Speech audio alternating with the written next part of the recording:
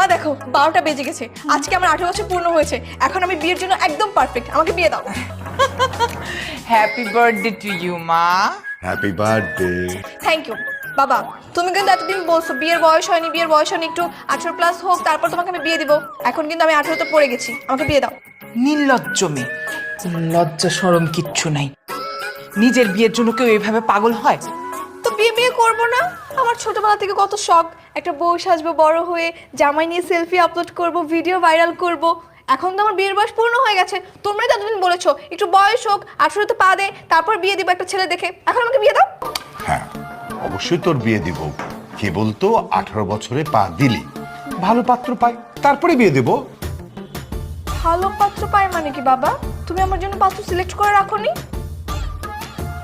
আমি আর এতদিন তোমার জন্য কোনো প্রেম করিনি যে 18তে পড়বে আর বাবা সিলেক্ট করে একটা ছেলেকে আমি বিয়ে করে ফেলবো। এই দেখো আমার বান্ধবীদের নিয়ে আসছি আজকে ওদের একটা গুড নিউজ দিব বলে। তুমি এখন এসব কি বলতেছো বাবা? তুমি তো পারতে তাই না তোমার কোনো বন্ধু ছেলেকে সিলেক্ট করে রাখতে আমার জন্য?